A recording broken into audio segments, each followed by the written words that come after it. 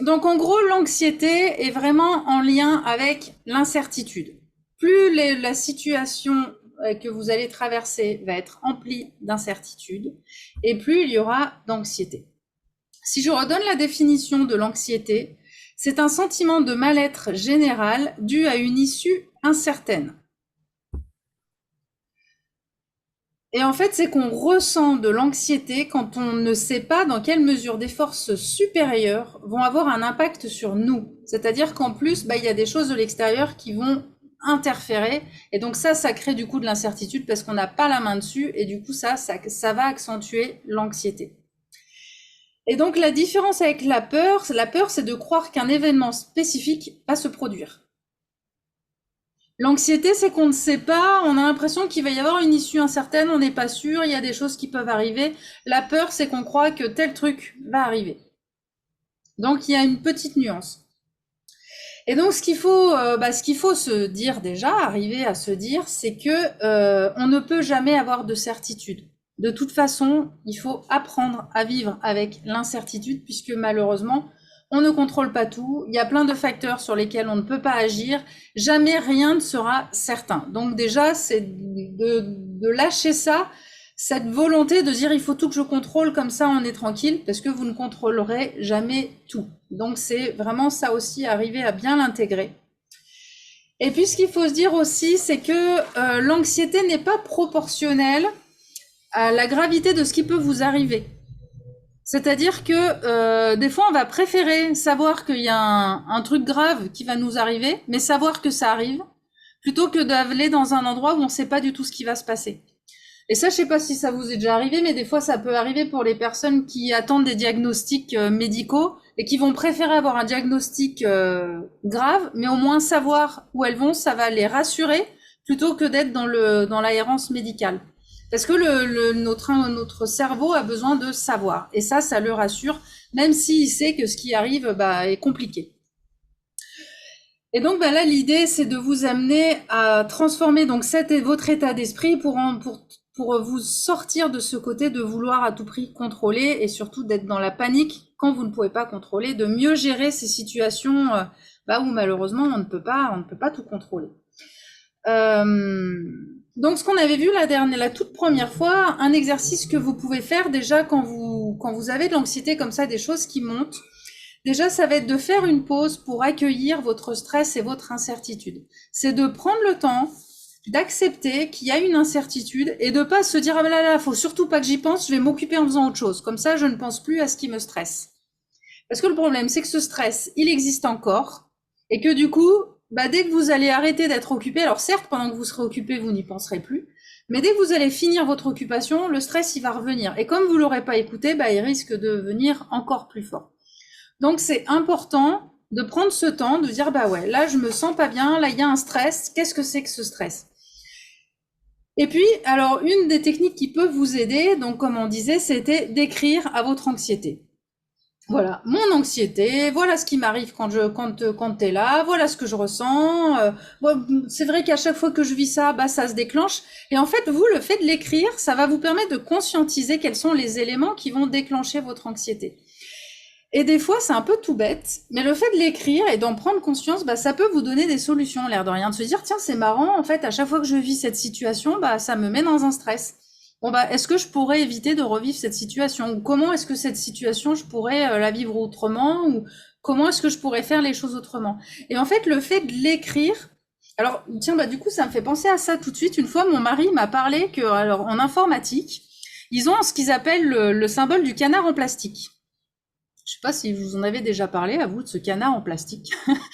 En gros, ils visualisent qu'ils ont parce que ils se sont rendus compte que donc quand on a un problème, bon là c'est en informatique, mais c'est valable pour tout problème. Si vous avez besoin de quelqu'un pour vous aider à résoudre votre problème, vous allez aller le voir et vous allez devoir, pour qu'il puisse vous aider, expliquer votre problème en partant de A pour arriver jusqu'à Z. Donc vous allez être obligé de prendre du recul sur votre situation et de détailler tout le problème. Et la plupart du temps, par exemple, si on parle donc de cette idée d'informatique, on va le dire ça à un collègue. La plupart du temps, le collègue, il a rien besoin de dire. Vous, en ayant tout relaté, en fait, la solution, elle vient toute seule. Et donc, en fait, ils se sont rendus compte qu'il n'y avait même pas besoin d'un collègue. Il suffisait de symboliser un canard en plastique ou ce que vous voulez pour dire je lui raconte tout. Et en fait, en lui racontant, ma solution vient. Donc là, en gros, c'est un peu ça. Vous écrivez à votre anxiété et le fait d'écrire, ça va mettre en lumière des choses dont vous n'avez pas forcément conscience. Et c'est en l'écrivant que vous allez dire, ah, mais oui, mais tiens, maintenant que... Et les solutions, elles viennent. Moi, ça me l'a fait ce week-end. J'ai laissé un message à une copine. Je lui ai parlé pendant 10 minutes. Voilà, on se laisse des messages vocaux comme ça. Et en lui racontant mon stress à moi, donc d'avoir du mal à me poser, et d'avoir du mal aussi à prendre du temps pour moi, et je me suis rendu compte que je projetais de faire encore la même chose pendant les vacances. Et ça m'a fait prendre conscience que non, pendant les vacances, il me faut rien que je fasse. Et le fait de lui dire, c'est venu à mon conscient. Donc c'est important alors là, ça peut être de l'écrire, ça peut être de le dire à quelqu'un, mais là, c'est plutôt de l'introspection, ce sera mieux d'écrire à votre anxiété. Donc après, il y a plusieurs techniques aussi pour vous aider à vous centrer sur cette anxiété. Ça va être de faire des méditations, donc d'écrire et d'échanger, de parler. Ça peut vous aider à vraiment comprendre vraiment qu'est-ce qui vous stresse et d'apaiser ce stress. Est-ce que ça va, ce petit récap? Donc, pensez à votre canard en plastique. C'est un super copain, le canard en plastique. Donc ensuite, on avait vu aussi d'adopter le mantra « j'apprends à ». Voilà, vous êtes en apprentissage et on est tous en apprentissage permanent.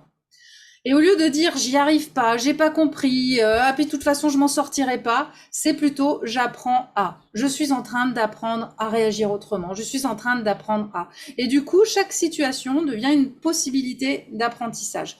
Et c'est pas où il faut se dire « ah mince, j'ai pas su gérer ». Peut-être oui, j'ai pas su gérer, mais du coup, j'apprends pour que la prochaine fois, je gère autrement. Et c'est vraiment le « j'apprends à ». Donc voilà, j'apprends à m'aimer, j'apprends à me détacher du regard des autres, j'apprends à me détacher de mon éducation, de tout ce qu'on m'a inculqué. Je suis en train d'apprendre à. On vous demande pas d'être parfaite tout de suite et de tout gérer tout de suite et de tout savoir faire tout de suite. D'abord, c'est pas possible. Donc vous restez dans cette idée de j'apprends à. Vous êtes dans un état d'esprit de croissance, de j'avance. Donc ça va vous aider aussi à mieux gérer l'anxiété, de se dire ok, je ne peux pas tout contrôler, mais progressivement j'apprends de mieux en mieux à gérer les situations inconnues. Et puis donc ce qu'on avait dit aussi, c'est que des fois d'avoir des rituels, ça peut vous aider à vous apaiser. Ça après, ça peut être de savoir que tel jour vous programmez tel repas, ou le matin d'avoir toujours un même schéma pour prendre soin de vous. Il y a plein de petites techniques comme ça qui vont vous aider à avoir une routine, et ça peut rassurer. Il y a des personnes que les routines rassurent énormément. Après, bien entendu, il ne faut pas que ça devienne un stress supplémentaire si on ne peut pas respecter la routine. Hein? C'est pas mince, aujourd'hui j'ai pas pu, oh là là, mauvaise fille. Donc l'idée c'est de vous rassurer, puis les jours où vous pouvez pas, c'est pas grave. Aujourd'hui j'ai pas pu faire ma routine, je la ferai demain, et puis voilà, l'idée c'est que ce soit vraiment des moments qui vous fassent du bien.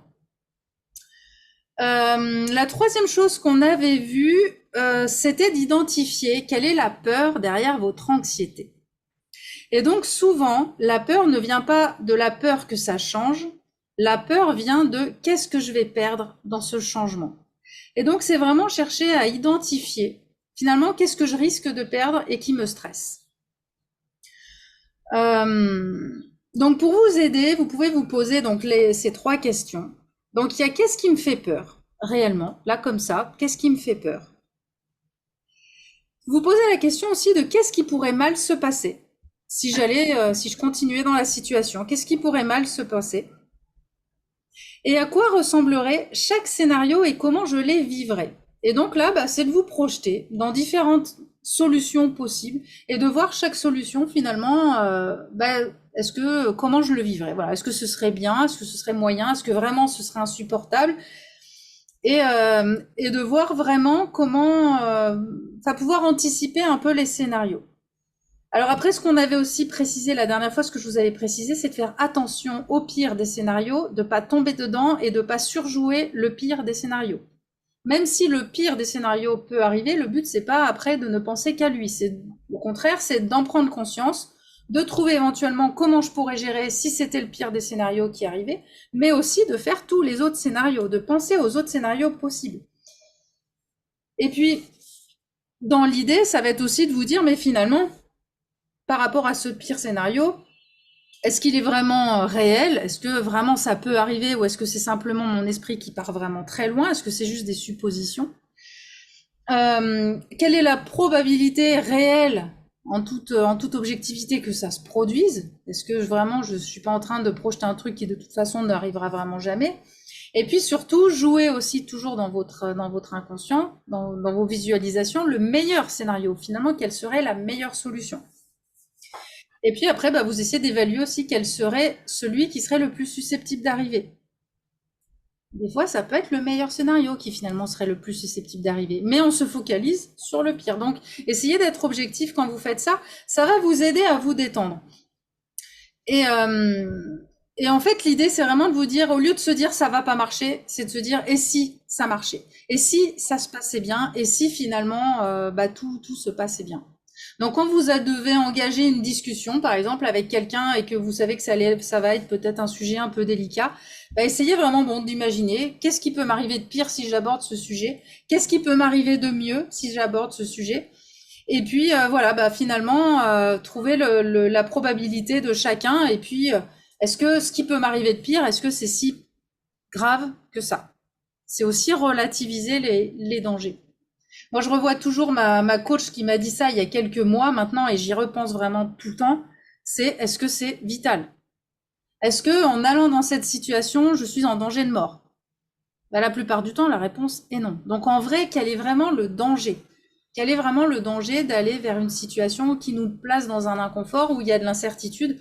Mais en vrai, les situations qui vous mettront en danger de mort, vous les connaissez parfaitement, donc vous n'irez pas de toute façon. Et ça, vraiment, dites-le vous quand il y a un truc vers lequel vous sentez que vous avez besoin d'aller, mais qui vous fait très peur. Vraiment, est-ce qu'il y a un réel danger? Le jugement de l'autre aussi, c'est pareil. Bon, bah, par exemple, je sors, je suis complètement décoiffée, machin. Peut-être que les gens vont me juger, vont dire, non, mais ça là, elle est négligée. Mais en fait, qu'est-ce que ça fait? En fait, il y a aucun danger. Vous serez toujours en vie, vous serez toujours pareil et tout va bien. Donc, c'est vraiment se poser cette question-là. Est-ce que c'est vital? Est-ce que je risque un danger vital? Et ça va vous aider à lâcher pas mal de vannes. En tout cas, moi, je me le répète très souvent maintenant. Est-ce que je passe l'aspirateur ou pas? Oh, il n'y a pas de danger de mort. C'est bon. Allez, on verra plus tard. Donc après, l'idée, ça va être aussi de réfléchir, parce que donc, comme je vous disais au début, il y a des éléments sur lesquels on peut agir, d'autres sur lesquels on ne peut pas agir. Donc ça va être de savoir faire cette différence entre les deux. Je vais vous redonner la petite citation que j'avais donnée la dernière fois, que je trouve plutôt bien. Et donc cette citation, c'est: donnez-moi la sérénité d'accepter les choses que je ne peux pas changer. Donc la sérénité d'accepter les choses que je ne peux pas changer. Donnez-moi le courage de changer les choses que je peux changer. Parce que c'est pas si simple, et là vous vous en rendez compte, maintenant toutes les deux, ça fait déjà plusieurs mois qu'on a commencé. C'est pas si simple de changer les choses. Des fois on prend conscience, mais bah, ça demande du courage, ça demande de l'énergie, ça demande de la volonté. Et il y en a beaucoup qui l'ont pas, qui font pas, qui savent très bien qu'ils doivent changer des choses, mais qui restent dans ce confort et qui ne prennent pas ce courage. Donc déjà, rien que pour ça, par rapport à la méditation de tout à l'heure, vous pouvez vous féliciter et vous remercier l'une comme l'autre d'avoir fait cette démarche déjà de vouloir faire changer les choses et d'agir pour faire changer les choses. Bravo, parce que tout le monde ne le fait pas, vraiment. Donc le courage de changer les choses que je peux changer, parce que là finalement la seule chose que vous pouvez changer, c'est vous. Les autres, vous ne pouvez pas, les événements, vous ne pouvez pas. Par contre, vous pouvez. Donc agir sur vous, vous pouvez. Mais ça demande du courage. Et enfin, la sagesse d'en connaître la différence.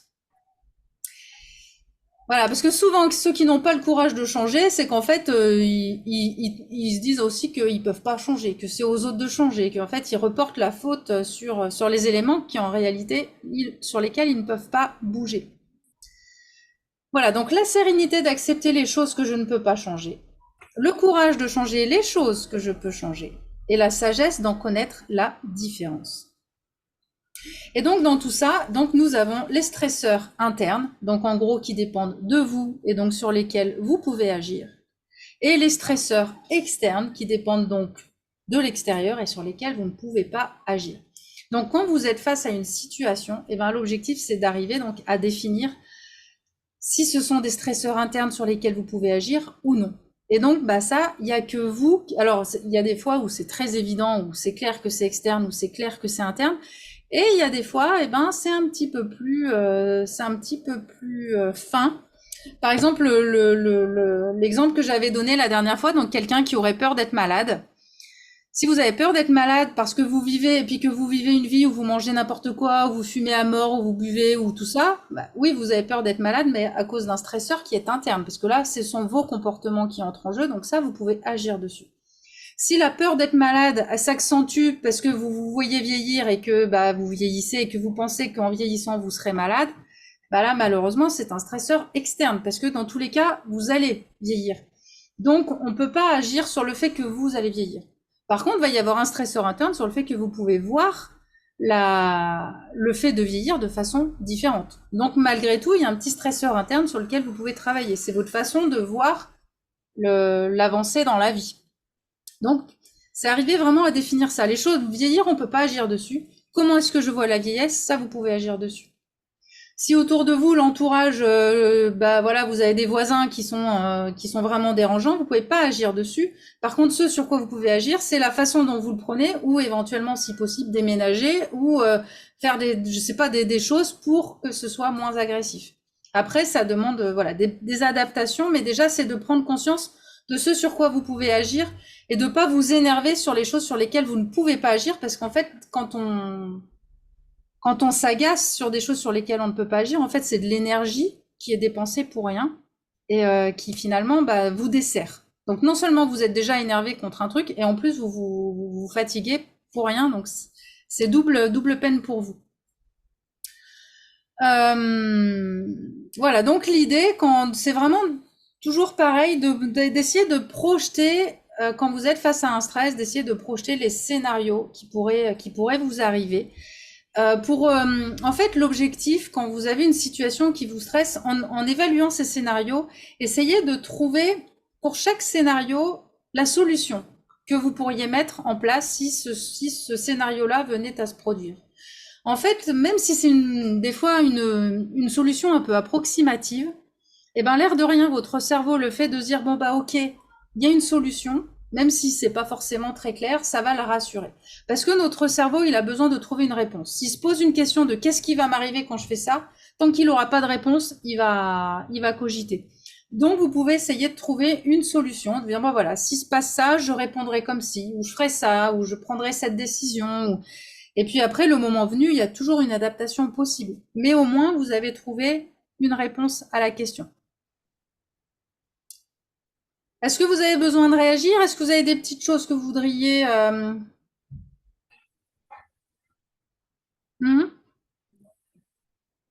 que je vérifie que j'ai pas oublié de vous dire quelque chose. Voilà, la question à vous poser, c'est qu'est-ce que je vais faire si? Qu'est-ce que je vais faire si se passe ci? Qu'est-ce que je vais faire si se passe ça? Et ensuite, donc, nous avons les stresseurs externes. Donc, ceux-là sur lesquels on ne peut pas agir. Donc, l'idée, c'est d'accepter qu'on ne peut pas tout contrôler. Bon, c'est plus facile à dire qu'à faire, on est bien d'accord. Et en fait, l'idée, ça va être de poser une limite à votre inquiétude. C'est de vraiment d'arrêter. Comment est-ce que vous pouvez arrêter d'y penser? Donc, comme on en a parlé tout à l'heure, le fait d'écrire. Le fait d'écrire vraiment ce qui vous inquiète, ça va vous aider. Ça va vous aider à objectiver vraiment vos peurs et vraiment de poser un mot sur ce que vous ressentez. Est-ce que c'est de la résistance? Est-ce que c'est de la dramatisation? Est-ce que c'est de la rumination? Et en fait, en le faisant, vous allez aussi comprendre un peu mieux comment vous fonctionnez. Et le fait de comprendre votre fonctionnement, ça va aussi vous aider parfois à vous auto-calmer. Si vous voyez que vous êtes quelqu'un qui a vite tendance à partir dans les tours, ou au contraire à voir toujours le pire, en gros, ça va vous aider, le fait de l'écrire, le fait de le noter, ça va vous aider à le conscientiser et à plus facilement pouvoir vous aider ensuite. Et puis, ce que vous pouvez faire aussi, c'est de vous laisser un temps, en toute conscience, de laisser le pire scénario se projeter dans votre tête. Et là, vous vous dites, allez, alors vous prenez un rendez-vous avec vous-même, de telle heure à telle heure, je laisse mon cerveau aller dans tous les sens. Et là, vous y allez, là, vous pouvez voir le pire du pire, du pire, du pire. Et vous, en fait, le fait de vous dire, de vous autoriser à le penser, eh ben, ça va vous faire du bien et ça va vous apaiser. Donc, vous vous donnez un temps. Voilà, de 8h à 8h30, je me laisse le temps où là, je vois le pire du pire. Mais par contre, à 8h30, j'arrête. Et votre inconscient, il va être formaté à se dire, bon, bah, ok, j'ai droit à tel créneau. Et si le fait de l'avoir ancré, de l'avoir noté, ça va vous aider à le respecter. Et là, vous pouvez y aller, vous pouvez laisser aller libre cours à vos peurs. Mais le tout, c'est que ce soit cadré dans le temps et décidé avant. Voilà. Et puis quand le stress monte, eh bien, il y a toujours ces petites solutions, tous les exercices qu'on voit régulièrement. Donc de respirer profondément, ça va vous aider. D'aller marcher, ça aide aussi énormément. Toutes les deux, vous marchez en plus. Donc je ne sais pas si vous vous êtes rendu compte que quand on marche, encore plus dans la nature, mais même en ville, et ben en fait, on se rend compte que notre esprit finalement progressivement, il s'apaise et qu'on se sent vachement mieux quand on rentre. Donc le fait de marcher, ça fait respirer et puis voilà le mouvement répétitif, tout ça, ça fait beaucoup de bien. Donc d'aller marcher, ça fait du bien. De méditer, de faire un puzzle aussi, des fois ça fait du bien. De faire des coloriages. Là maintenant, ils font les coloriages, les mandalas, les choses comme ça. Des fois, on a l'impression que ça peut être une perte de temps, mais en fait, ce sont des moments quand vraiment, si vraiment en plus vous avez tendance à vous laisser aller dans l'anxiété, ça peut vraiment vous aider à vous poser. Et en plus, les coloriages, souvent, après, c'est joli. Donc, il y a aussi ce côté agréable du résultat joli. Et puis, si vous avez un animal, ou voilà, aussi de caresser les animaux, de prendre le contact avec les animaux peut faire aussi beaucoup de bien. Alors, on en est arrivé au 7e point, qui va être de s'appuyer sur les accomplissements dont vous êtes fiers. Alors là, je vais vous remettre un petit peu en méditation pour que justement vous aider à aller rechercher un petit peu tout ça. C'est un petit peu, finalement, ça reprend ce qu'on a fait en tout début de session, mais voilà, je vais vous guider un petit peu autrement parce que c'est important pour être moins anxieuse. L'idée, c'est vraiment de reprendre confiance en vous et en votre capacité à gérer finalement presque n'importe quelle situation. Et pour ça, il faut avoir confiance en soi, il faut avoir confiance, voir son vécu et se dire, mais en fait, je suis capable de gérer n'importe quelle situation. J'ai les clés pour gérer les situations. Même si ça me dépasse, en fait, je saurai revenir au point zéro, je saurai faire en sorte que tout le monde soit en vie et tout ira bien. Et donc là, c'est reprendre confiance en soi. Donc, je vais vous inviter à nouveau à vous adosser. Je vais remettre la musique. Voilà, vous vous adossez, puis on va commencer par prendre 3 grandes respirations pour vous poser. Voilà, soufflez bien, c'est très bien. Si ça baille, c'est que ça relâche. Voilà, inspirez bien. Et soufflez. Allez, encore une fois, vous inspirez bien. Et soufflez. Voilà, parfait. Et vous reprenez une respiration normale. Et donc, on ne peut pas prédire l'avenir, mais on peut booster notre confiance que nous avons en nous. Notre confiance que nous avons en notre capacité à faire face et à surmonter les épreuves de la vie. Pour réussir à composer avec le changement, quand vous êtes face à un changement, il faut que vous ayez confiance en vous. Et donc, pour renforcer votre confiance, repensez à toutes les épreuves que vous avez traversées et aux choses que vous avez accomplies. Et donc, je vous invite à réfléchir. À quel moment, au cours de ces épreuves, déjà retrouver une épreuve particulière que vous avez traversée dans votre vie, un moment qui a été vraiment difficile. Et donc, à quel moment vous avez eu des doutes sur la façon dont vous deviez agir dans cette situation?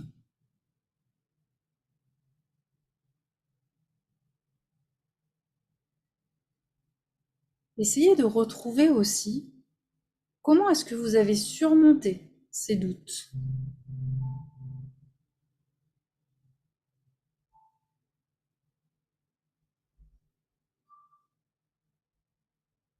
Et posez-vous aussi la question de qu'est-ce que vous avez fait qui a bien fonctionné dans cette situation? Qu'est-ce que vous en avez appris?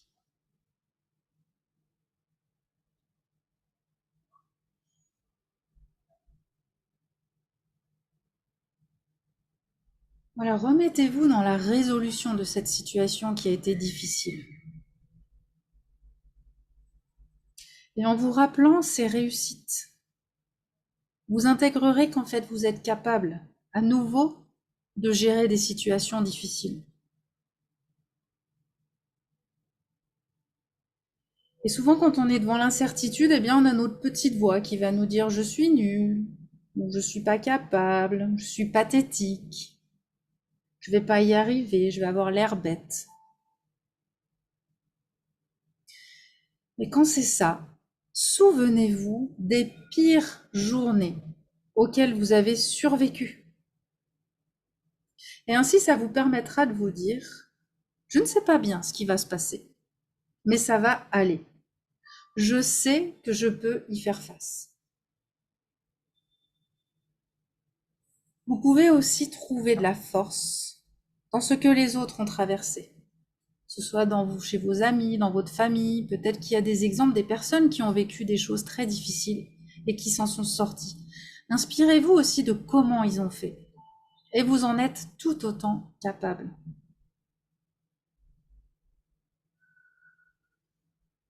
Et dites-vous que vous avez survécu à 100% des journées infernales que vous avez traversées. Quel que soit ce qui vous est arrivé dans votre vie, vous avez survécu et vous êtes aujourd'hui toutes les deux là, plutôt en bonne santé. Donc vous êtes capable de gérer des situations très difficiles.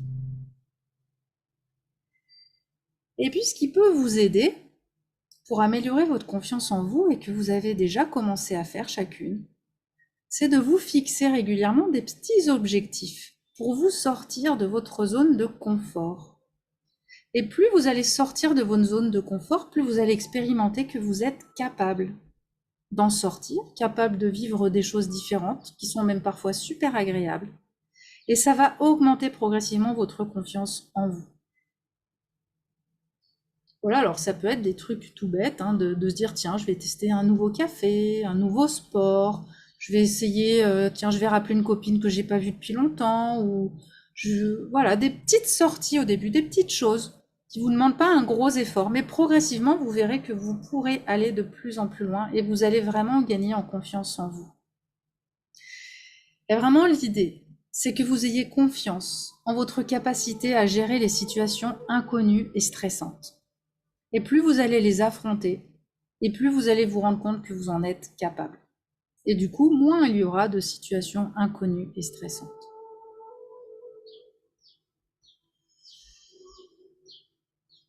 Voilà. Donc revoyez bien cette situation, toutes ces situations auxquelles vous avez survécu et qui montrent à quel point vous êtes capable de faire face à des situations très compliquées. Et je vous invite donc à revenir à vous tranquillement, prenez de grandes respirations, n'hésitez pas à vous étirer s'il y a besoin.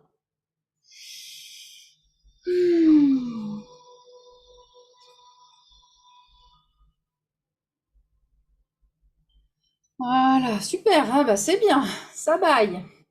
Vous pouvez remettre votre son. Et puis si vous voulez, je ne sais pas si vous voulez partager s'il y a une situation particulièrement que vous avez traversée dans votre vie qui n'a pas été facile, mais face à laquelle finalement vous avez fait face et que vous avez géré finalement. Est-ce que vous voulez partager quelque chose? Pas vraiment. J'ai pas de situation où j'ai eu De vraiment difficultés des par... difficultés. Enfin, non, au boulot, des présentations, des choses comme ça, mais c'est pas. Ouais, bah c'est Ouais, quand même, ouais, c'est ouais. quand même des moments où tu dois sortir de Je ta suis zone. stressée, ouais. Bon, c'est vrai que c'est pas peut-être des situations où il y a Non, risque mort d'homme, et tant mieux, non. hein, ceci Ouais, dit. ouais. Mais des fois, on a des situations comme ça quand même où on se rend compte que finalement, tu as été capable de parler devant Oui, oui, plusieurs c'est ça. combien de personnes. Et tout ça, c'est important en fait d'en prendre conscience, même si ça semble, c'est sûr que si tu cherchais une situation de danger de mort, on en est loin. Mais quand même, c'est de la fierté. Tout le monde n'est pas capable de parler devant une assemblée, hein. C'est pas si facile. Donc ça peut être quand même des petites choses à noter, à dire je suis capable de faire ça, je suis capable de parler, puis finalement, il m'est rien arrivé de grave, quoi. Mhm. Et vous, Daniel, Alors, moi, on va dire que je suis sortie de mon cocon quand j'étais chez ma fille. Parce que un soir, j'ai trouvé au portail accroché des courgettes. ouais, Je ne connais pas la mamie qui habite en face de chez ma fille, comme j'étais toute seule. Bon, alors je me suis dit, bon, bah, demain, il faut que tu la remercier parce que je suis sûre que c'est bah elle. Et je ne la connaissais pas. Hein. Déjà, ouais, faut que tu y ailles. Faut que tu lui déverrouilles son portail à elle. Ouais, j'y suis allée. ouais, Voilà, la remercier, puis lui demander si elle avait besoin de quelque chose, parce que j'avais fait quelques courses. super, c'est Et, bien. et puis plusieurs matins, je me suis dit, allez, il faut quand même que tu ailles voir la mamie, si des fois. Alors, deux, trois matins, je suis allée taper à la porte de la mamie. Et du coup, elle vous a accueilli avec le sourire, Ah, mais avec pas du tout, pas plaisir. du tout. Ah, c'est Elle génial. me voyait, elle savait, enfin, elle me voyait quand je venais chez ma fille, mais voilà, après, j'étais jamais allée la saluer. Ah, bah Enfin, c'est chouette je du ne l'avais coup. jamais croisée parce qu'on se tourne, enfin, on se tourne le dos, si vous voulez. Oui. Sa façade, enfin, son entrée est de l'autre côté, donc je la vois pas. Ah, bah c'est chouette ça. C'est une belle sortie de zone de confort, hein. Ah ouais, Voilà, bravo. Et puis voilà. qui finalement peut presque se solder par une amitié naissante au final. Voilà. Ouais, je lui ai dit la prochaine fois que j'irai, ben, j'irai la saluer. Et bah voilà. Bon, ce serait pas toute seule chez votre fille. Bon, bah c'est bien, bravo, c'est chouette. Et est-ce que vous l'avez conscientisé justement cette sortie de zone de confort? Est-ce que vous vous êtes félicité? Est-ce que vous vous êtes encouragé pour ça? Ah non. Non. Je peux être très angoissée en me disant, tu vas pas, oui, il faut que tu y ailles. Oui, il faut quand même que tu y ailles, là, maintenant c'est l'heure, tu peux aller. Mais voilà, c'est Et pas oui. Mais bah alors conscientisez-le bien tout ça. Conscientisez parce que vous l'avez fait. Puis en plus pour aller remercier quelqu'un, je veux dire ça, vous arrivez avec le sourire, vous arrivez donc ça ne peut que bien se passer. Enfin, il y a quand même la probabilité que là le pire scénario se produise. On peut dire qu'il est infime. Donc bravo, mais c'est bien de l'avoir fait, c'est génial. C'est génial. Faudra refaire, peut-être avec d'autres, ouais. mais c'est bien, bravo, c'est chouette. C'est chouette. Bon bah merci pour vos petits partages. J'ai un dernier point aussi pour vous aider à gérer votre anxiété. C'est de connaître aussi ses limites. Voilà, c'est aussi de se dire, parce qu'il y en a, alors il y en a, ils adorent l'aventure, voilà, c'est pas des personnes anxieuses, et ils vont vivre des vies aventurières, à partir toujours sans savoir où, à faire changer de travail tous les ans, à changer de maison sans arrêt. Enfin, il y en a qui ont besoin de ça, il y en a qui aiment ça. Et puis il y en a d'autres, pour être bien, ils ont besoin aussi d'être justement un peu plus dans les routines, un peu plus voilà, d'avoir le moins d'incertitudes possible, en gros. Donc ça, c'est aussi d'adapter votre vie aussi à ça. Ne vous forcez pas à vous dire, ah bah attends, lui, il vit comme un aventurier, ça a l'air trop bien, je vais faire pareil. Si vous angoissez dès que vous devez sortir de chez vous, enfin, votre vie va être insupportable. Donc après, il faut aussi reconnaître qu'on a nos propres limites. Mais bien entendu, ces limites, comme on disait tout à l'heure, l'objectif aussi quand même progressivement, c'est pas après pas, d'aller ouvrir un petit peu ses limites. L'objectif n'est pas de finir en sac à dos et de marcher partout et de partir partout à l'aventure, mais malgré tout, d'augmenter un petit peu sa zone de confort va vous aider aussi à avoir une vie plus agréable, avec plus de possibilités que d'être trop dans un carré trop rigide, trop strict. Et après, des fois, ce qui peut se passer quand on reste trop dans cette rigidité, c'est que la moindre sortie après de ce cadre devient angoissant, devient de l'inconnu. Donc ça, il faut se méfier. Donc les routines, c'est bien, mais il faut savoir en déroger. D'accord? C'est vraiment vous entraîner limite de temps en temps à ne pas faire vos routines. Parce que ça, après, ça peut être le stress de ah, mais là, si aujourd'hui je peux pas faire ma routine, ça va pas le faire, ça. Et c'est l'angoisse. Donc, c'est bien de respecter son côté peut-être un peu, pas casanier, mais voilà, d'être facilement angoissé, donc de se mettre un peu dans un cocon, comme vous aviez dit, Daniel, c'est bien le terme. Mais ce cocon, il faut pas qu'il devienne une prison. Donc, c'est progressivement, se faire des petits tests comme ça, voilà, d'aller parler à un inconnu, de changer un petit peu ses habitudes. Alors, d'ailleurs, ça me fait penser à un exercice que j'ai partagé sur Facebook, mais comme ni l'une ni l'autre, vous n'êtes dessus, je vais vous le partager comme ça. Comme ça, vous allez le connaître. C'est une coach qui m'a parlé de ça. J'ai trouvé que c'était chouette comme exercice. C'est que des fois, on se comporte avec les gens parce qu'on a un peu des préjugés sur la façon dont ils sont. Par exemple, pour vous donner l'exemple, si on parle de vous allez dans un commerce, vous avez votre boulanger, il fait toujours la gueule. Bon, la première fois que vous y allez, il va faire la gueule. Bon, vous avez dit bonjour, mais il était fermé. Bon, mais du coup, la fois d'après, vous allez y aller avec cette prédisposition à il va faire la gueule. Donc, vous n'allez pas lui faire un bonjour hyper souriant parce que vous serez déjà dans l'attente de son visage fermé. Et plus ça va aller, plus ce sera le cas. Et après, ça entre dans un engrenage. Pardon. Où vous arrivez de moins en moins souriante. Et lui, du coup, de toute façon, il faisait déjà, enfin, vous voyez, du coup, on est dans plus ça va, moins la relation est agréable, quoi. Et donc, en fait, l'idée, c'est de faire un exercice, d'arriver et d'aller voir les personnes comme ça, comme si vous les voyiez pour la première fois. Et là, vous entrez dans la boulangerie, si je reste dans l'exemple du boulanger, en faisant un ouais, bonjour, ça va, comme si vraiment vous connaissiez pas, et comme si vous ne saviez pas que c'était quelqu'un de renfermé. Et en fait, l'objectif, c'est vraiment, alors, déjà la première fois, il risque peut-être d'être un peu surpris, et progressivement, c'est de voir combien de temps ça va prendre. Au lieu de vous laisser envahir par sa morosité, c'est tous les jours de revenir comme si vous le connaissiez pas, avec un grand sourire, et de voir combien de temps ça prend pour que votre sourire déteigne sur lui. Ben oui. Et ça, c'est vachement sympa comme exercice, et de le faire avec même avec les gens que vous connaissez autour de vous. Alors c'est plus facile. Ce sera plus facile avec des étrangers, comme avec le boulanger que vous ne voyez pas tous les jours. Si c'est quelqu'un qui est dans votre entourage proche, ce sera un petit peu plus difficile de changer cette attitude. Donc, commencez par vous entraîner justement avec les commerçants que vous croisez une fois de temps en temps, mais essayez de faire l'exercice. Je trouve que, enfin moi, quand j'ai entendu, ça m'a vraiment de m'imaginer en train de hey, bonjour, ça va, et comment va votre journée? Et je pense que au bout d'un moment, vous pouvez rendre le sourire aux gens. Et ça, c'est vachement agréable aussi. De vous dire que c'est vous qui allez aider les autres. Comme vous avez fait aussi, Daniel, en allant voir votre voisine, vous êtes arrivé avec votre sourire et merci. Et elle, peut-être qu'elle avait envie de vous parler depuis un moment puisqu'elle vous avait repéré. C'est que elle en avait envie, mais elle osait pas. Et là, c'est vous qui êtes arrivé, qui lui a ouvert la porte et c'est vous qui allez lui rendre le sourire. Et c'est chouette. C'est super chouette. Donc, je sais pas si vous voyez quelqu'un autour de vous qui est un peu comme ça, avec qui vous pourriez faire ça. Alors, moi, je fais à peu près ça. Enfin, non, moins que ça. Parce que j'ai une voisine maintenant qui me fait la gueule depuis quelques temps parce que je l'avais un peu rabrouée parce qu'elle me prenait pour son toutou. Alors, chaque fois que je la vois, je dis salut Françoise, comment tu vas? Ça va? Oui, alors. Souvent, elle ne répond pas, mais maintenant, la dernière fois, si, je lui dis ah, alors, puis comme j'allais au marché et puis que j'avais pris un gilet et qu'il faisait chaud, mais bon, moi j'ai plein de gilets, je l'ai quitté un peu plus loin parce que chez moi, c'est frais. Alors, là, elle a répondu parce qu'elle s'est foutue de moi.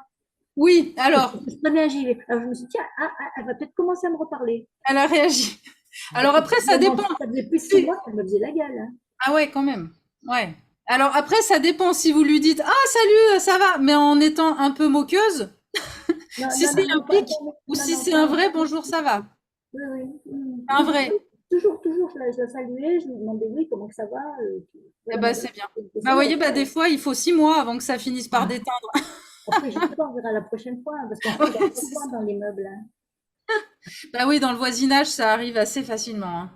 Mais ouais, essayez. Alors après, quand il y a eu un conflit, je pense que c'est justement la situation la plus difficile pour arriver à transformer. Voilà. Donc c'est bien parce que vous l'avez fait, je pense, dans le cas le plus compliqué. Voilà. Après, vous pouvez aussi essayer justement, donc dans ces cas-là où il n'y a rien en jeu, le commerçant ou de toute façon, s'il continue à faire la gueule, voilà. Mais c'est bien. Ça doit être plus facile dans l'autre sens. C'est-à-dire faire à la gueule à quelqu'un Oui, qui mais c'est ça qui est dommage. Mais oui, ce qui est dommage, c'est que c'est souvent ça, c'est que malheureusement, c'est la morosité qui l'emporte. Et en fait, et moi, je vois, on a ça, nous, avec la boulangerie qui est à Grèce-en-Vercors, elle est, hein, la boulangère, elle est fermée, mais j'ai jamais vu ça. Et du coup, maintenant, quand j'y vais, je cherche pas. J'y vais, je demande ma baguette, je cherche pas à échanger. Et là, j'ai hâte de retourner à Grèce pour rentrer et dire, ah, bonjour, alors, comment ça va? Ah, ça fait 1 an que je suis pas venue, dis donc, ouais, vous en êtes où? J'ai trop hâte. Parce que nous, notre boulanger, par contre, il est super sympa. Là, autour de moi, j'ai pas de commerçants, avec qui je pourrais faire l'exercice. Ouais, voilà. Mais j'ai trop hâte d'aller à la boulangerie de Grèce juste pour, ah, bonjour, et comment ça va? Voilà, vous penserez à moi si vous allez à la boulangerie de Grèce. Bon, eh ben, ah oui, si, je voulais vous faire donc un petit récap quand même rapide. Je vais vous lire les différents points. Donc, face à l'anxiété, donc pour clôturer enfin ce sujet de l'anxiété. Donc, dorénavant, à partir de maintenant, vous devez être super zen, hein. Vous avez tout compris, hein. Yes, à fond. À fond. Donc, vous ne saurez jamais ce que réserve l'avenir. Et vous ne pourrez jamais le planifier dans les moindres détails. Donc ça, il faut l'ancrer, c'est pas possible. Donc ne vous donnez pas cet objectif, vous serez forcément déçu. Donc on ne peut jamais prédire l'avenir. L'idée, ça va être d'affronter vos angoisses et d'identifier vos peurs et les facteurs de stress précis qui se cachent derrière. Vraiment essayez quand vous avez des peurs de trouver de quoi vous avez peur. Et donc repérez les peurs et les facteurs de stress sur lesquels vous avez prise, sur lesquels vous pouvez agir. Et vous laissez aller, en fait, c'est vraiment d'identifier ceux sur lesquels vous avez prise et ceux sur lesquels vous ne pourrez pas agir. C'est pas la peine de vous épuiser à vouloir agir sur des choses sur lesquelles vous ne pouvez pas. Et donc, quand les choses dépendent de vous, donc vous planifiez, comme je vous disais, vous faites vos scénarios, vous planifiez la réponse la plus évidente pour chaque scénario. Vous planifiez ça, mais toujours en vous disant que vous pouvez faire évoluer les choses le moment venu. C'est pas se dire, ah ben non, j'avais planifié ça, ça doit être comme ça. On s'adapte et vous avez les capacités de vous adapter. Et donc, quand les choses sont hors de contrôle, donc essayez de lâcher prise le plus possible en écrivant ce qui vous stresse. Ça va vous aider à objectiver et à calmer les choses. Donc, boostez aussi votre confiance en vous, en repensant aux situations compliquées dans lesquelles vous avez su vous en sortir.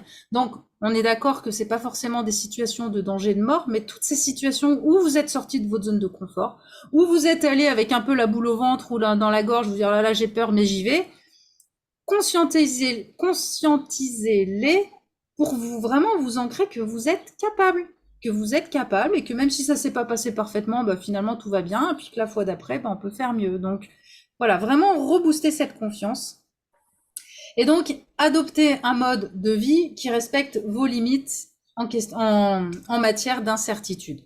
Voilà, si l'incertitude vous stresse, ne vivez pas une vie de sac à dos et d'aventure et de voilà, on sort de sa zone de confort petit à petit. Et chacun a une zone de confort plus ou moins grande. Par contre, c'est vrai que plus votre zone de confort sera large et plus vous aurez une vie sympathique. Quelqu'un qui a une zone de confort toute petite, c'est beaucoup de stress, beaucoup d'angoisse, du coup beaucoup de douleur aussi, puisque voilà, les émotions, les stress nous créent des douleurs. Donc plus on est confiné dans cette prison de verre, en gros, et du coup moins on est bien dans sa vie, quoi. Donc progressivement, forcez-vous, même encore aujourd'hui. Alors c'est vrai que le boulot, le travail nous oblige à sortir de nos zones de confort. Après, à la retraite, finalement, peut-être qu'on a un peu plus tendance à se laisser aller, à se laisser vivre dans son confort. Mais je vous encourage quand même, si vous voulez vraiment aller de mieux en mieux, à vous faire ces petites sorties de zone de confort, d'aller, comme vous avez fait, Daniel, c'était super, d'aller remercier la voisine. Là, c'est bien parce que votre politesse fait que ça vous a obligé à y aller. Sinon, vous auriez été trop mal de pas aller la remercier. Mais c'est super parce que du coup, ça vous a obligé à y aller. Et en plus, vous avez été récompensé par des échanges sympathiques. Donc c'est bien. Et ça, c'est à reproduire même sans en être obligé, en fait. Voilà.